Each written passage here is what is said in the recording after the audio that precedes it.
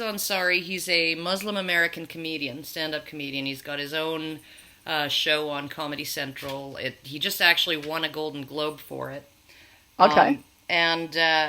So during this whole Me Too thing, a journalist writing on behalf of an anonymous woman wrote this article called "I Went on a Date with Aziz Ansari. It turned into the worst night of my life." Oh God. And she's portraying it. I mean, she says, she's portraying it as a sexual assault. She describes the entire thing in detail, and at no time, every time she said, she actually came out and said no, right?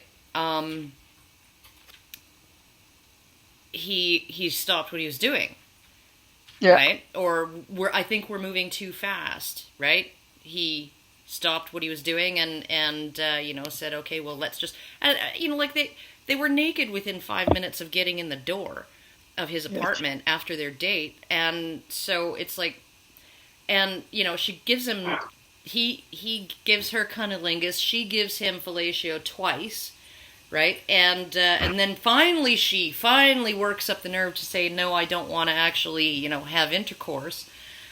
And he says, okay, you don't have to do anything you don't want to do. And she says all this. This is the case. This is her describing it, yeah.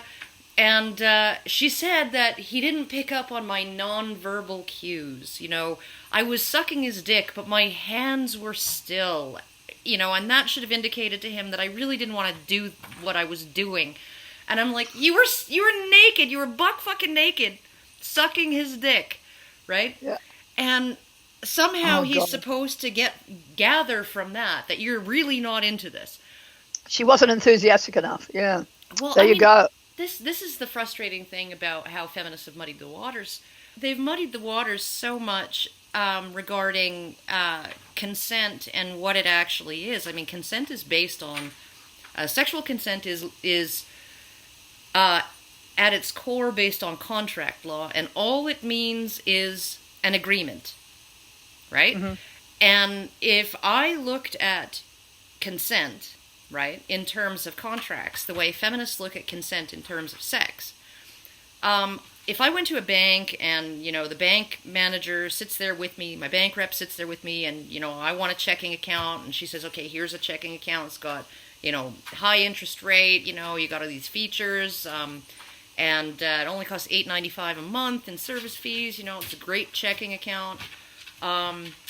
And then she takes me through all the nitty-gritty. And at one point in this and she's making me initial anything that I might possibly be annoyed about, right? Those are all the things that they make you initial. And she says, oh, if you bounce a check, there will be a $60 no sufficient funds fee charged to your account, right? And I'm like, all right. And I do that. I initial it, and then I sign the contract, and then 6 months later I bounce a check, and I go to the police and tell them that the bank stole $60 from me, right? Yep. Because I didn't enthusiastically agree to that, right? Yep. I didn't, there you go. I wouldn't have given my firstborn child to pay $60 for a bounced check, right? And because of the power imbalance, the bank, it's not just this bank, it's the overall system of banking, the collective power of the banks, right, gives this bank the power to make me do what they want, right? And therefore, my consent in this situation is meaningless, right? This is how feminists view it. And I'm like, I actually saw a tweet from somebody tweeting at James Franco. She was like, I signed a contract to do nude scenes for $100 a day for you. Thanks for exploiting me, blah, blah, blah. And it's like, are they trying to return to the days when women weren't legally permitted to enter into contracts? That's right. Is that why that rule actually existed, was because women couldn't be trusted to not do this shit? Well, any of this. I mean, the whole thing of women can't be trusted to look after them, to be a part of the workplace, Yeah. to have interactions with men and behave decently towards men and make, if they're not comfortable with something, to say something about it. I mean, all the assumptions we made when we said we can take our place alongside men, we're now turning on their ear. And it's just extraordinary how damaging all of this is. Well, to women's reputation. Yeah, I hope that that maybe some of these celebrities and these powerful men, these politicians, wise up. Because the first as far as my advice to any man who finds himself in this kind of position, is don't apologize.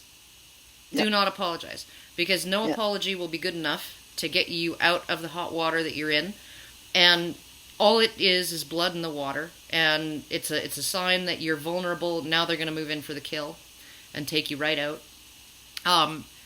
And deny everything. Even if you're fucking guilty, deny everything. Don't say, oh, well, I guess I didn't pick up on her signals or whatever, or it was a mistake, or blah, blah, blah. Deny everything, right? Yeah. And then go for a defamation suit. Yeah, well, that's what we've had a few defamation suits. They're in train in Australia, which is great, and I hope they win big, and the media learns a lesson from this. Well, what's so frustrating about it is that because prosecutors are not interested in prosecuting women for public mischief or for perjury, for lying on the stand about sexual assaults that never actually happened. So. And there's certainly not, there's a mandate in terms of the police when they investigate, because there is no mandate to prosecute false accusations. If they come to believe that an accusation is false, or even if they have solid evidence that it's false, they just take it no further, right? They don't. And no consequences for her. No, none. And that's the issue. Well, and in all of the stats, what you have is a situation where an accusation of sexual assault can only be considered false due to a thorough fact-based investigation. A woman recanting her claim is not good enough. You need to actually investigate it to determine that, yes, it is false, before you can actually say in your statistical tabulations that, yes, this was a false case, right? And then they say, but expressing doubt or disbelief in a woman's story is potentially devastating to an actual victim of rape, right? And also they say it's not going to be prosecuted anyway, so don't waste your time trying to prove that an accusation is false.